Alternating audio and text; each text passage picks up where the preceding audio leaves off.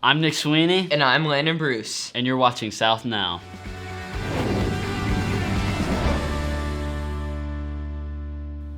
Today we've got an awesome recap for you, but before we get into that, I hope you all had a Merry Christmas. Anyway, we'll start with Allie and my conversation with a special guest, Hannah Whitten, a New York Times bestselling author. We also have an informational message from our Director of Schools, Corby King. And later, we'll talk to a Prescott faculty member about their hidden talent. I'm looking forward to that, and you should be looking to seeing some familiar winners on this edition of 2 Minute Time. Can't wait, but let's get started with our main story, what's cool on campus. We had the opportunity to sit down with our former Prescott Bulldog for an interview. Handing it over to Allie Gillies with more information.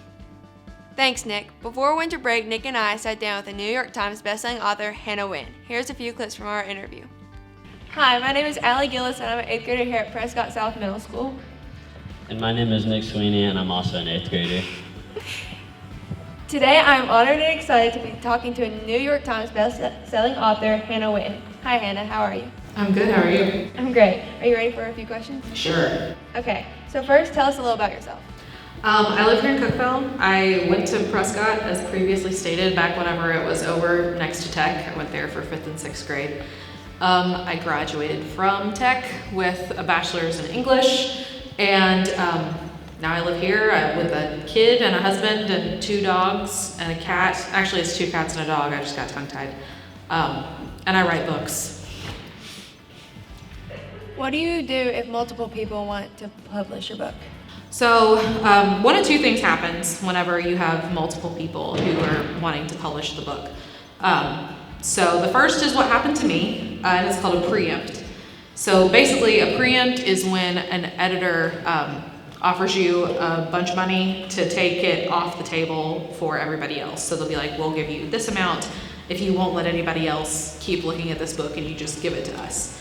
So that's what we did, but if you don't get preempted, then it'll go to auction, which kind of works the same way as any other auction, where basically the publishers try to outbid each other, and whoever makes the highest bid gets the book. What was middle school like for you, and what advice could you give middle schoolers today? Middle school is weird for everyone, I think. It's a very strange in-between time where you're trying to figure out who you are and what you actually like versus what you've kind of been told to like. So my best advice is to kind of find your people, find the people that are going to put as much into a friendship as you are, that are going to reciprocate the energy and the kindness that you give to them, and don't waste your time with people who aren't going to do that. And to really think about your own interest and the things that really matter to you, and to lean into those instead of trying to distance yourself from them or trying to like things that it seems like you're supposed to. Thank you for coming and speaking. We are very grateful and honored that you came. Would you be willing to answer a few questions from the audience? Sure. Do you guys have any questions? It's good to see what former Prescott students have accomplished. If you want to watch the full video, it's in the description below. Back to you guys in the studio. Wow, that was pretty surreal talking to a New York Times bestselling author. Up next, we have our sports anchor, Will, with updates on the archery and basketball season. Thanks, Landon. I caught up with Coach Mark Tylka to talk about this year's archery season and to see what strengths they have on the team and what improvements they can make as the season progresses. When I asked what the strengths on the team were, he said, "Our diverse team has a range of abilities. Every member of the team has the opportunity to shine and grow. Anyone that can pull back a bow can do it and get better at it through practice." He went on to say, "This season, we expect to bring home more trophies and have already placed in at least one division at each tournament this year. We also want to be able to fully fund the archery program next year, so it's free for anyone that has the desire and commitment to be on the team." And of course, we have basketball. We talked with Coach D to ask him about the basketball season and what the future holds for them. We also talked about the goals they want to accomplish. This team is an extremely talented team. For the future, I believe that we're going to get a lot of guys that go on to the next level that are going to be well developed. They're going to be disciplined. They're going to know how to play defense. They're going to be well-rounded basketball players, but also well-rounded student athletes as well. Main goal for the season for these kids is for them to trust the process, to trust the coaches, for them to also be better than they were whenever they first came in, but also understand the team concept of playing basketball together. I would rather them improve with their grades, improve in the classroom, before I'd rather them improve on the basketball court. What I want to be able to do is to, years from now, see a surgeon or a lawyer or a doctor or whatever it may be, a pharmacologist, and know that they say, hey, that's Coach D. That's it for sports here at Prescott. Sending it back to Landon in the studio. Thanks, Will. That was great. Now we have my favorite segment, Hidden Talent, hosted by Cayden Holmes. Hello, my name is Cayden Holmes. Today I'm on Hidden Talents. I'm here with Mr. Tylka, a school psychologist here at Prescott. Mr. Tylka, do you have a hidden talent? Yeah, I like to play guitar. When did you start playing? It's a great question. So it goes back all the way to elementary school when I was interested in music, and I picked up a guitar. It was a Telecaster, a Fender Telecaster, and that led into me playing at the school talent shows, and just as a hobby, I continue to play. What would it take for a person like me who's never even touched a guitar? What would it take for me to learn how to play?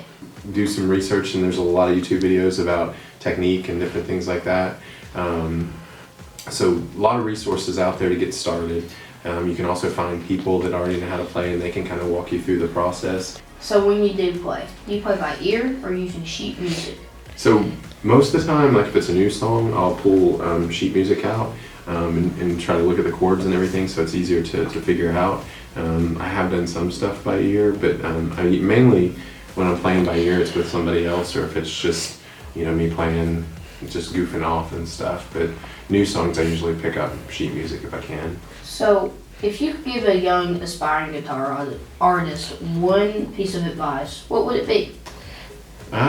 Practice, and only start it if it's something you're interested in. You're going to continue with, because a lot of people will get a guitar because they think it's cool, and then they just it goes in a corner somewhere and they stop playing it after a couple months. So it really needs to be something you're passionate about, you really enjoy, and practice a lot. There's no substitute for practice. Well, Mr. Tylka, this has been great. I hope you have an amazing day, and I hope everyone watching enjoyed as much as I did. Merry Christmas. Back to Landon and Nick in the studio. Wow, that was awesome. Nick, have you ever played guitar? I have, but I'm not that good at it. However, up next we have a message from Corby King. Hey Prescott Bulldogs, hope you all are having a great day today. I hear that you had a question about what goes into canceling school for a snow day. What goes into that decision-making process?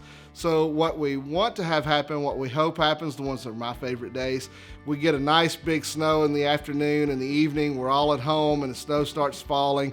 And it's like, okay, we've got 2, 3, 4 inches on the ground, and we know that it's going to be bad out tomorrow. So we just go ahead and cancel school. That's the easiest thing. That's what we want to happen.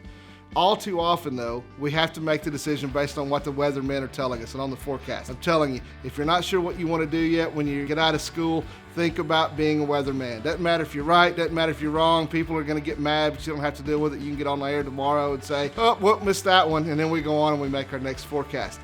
But we have to depend on them too often in the school system.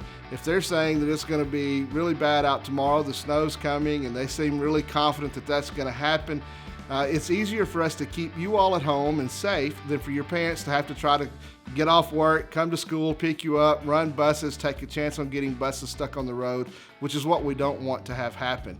So if the weathermen are saying the snow's coming, they're confident, then sometimes we have to make a decision based on that. Then there are times when the weathermen just aren't sure at all.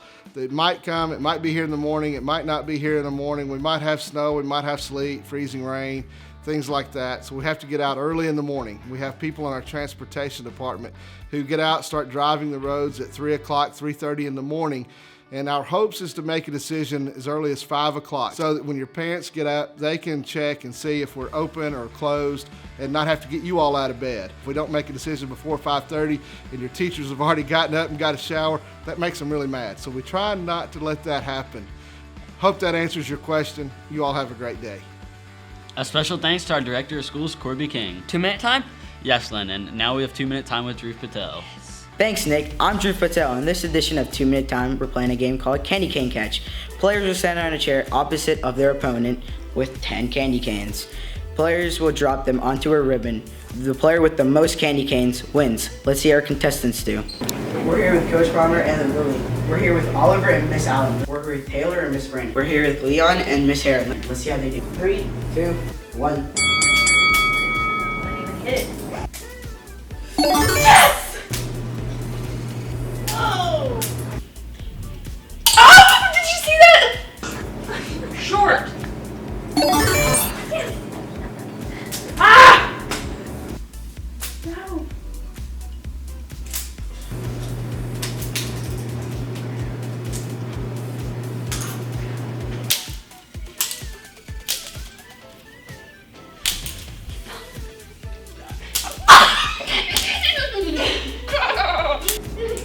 Oh no, go! Cheater. Look, if I was doing it from here, I still wouldn't do it.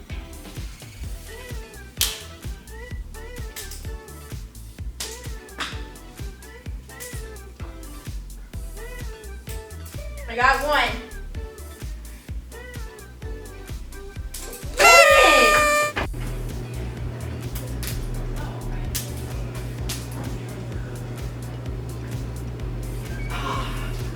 Congratulations on the winners. We'll see you next time. Back to you, Nick. Thanks, Dhruv, but that's all the time we have for today. Signing off for myself, Landon, Bruce, and everyone else working here behind the scenes. This has been South Now, and I'll see you South later.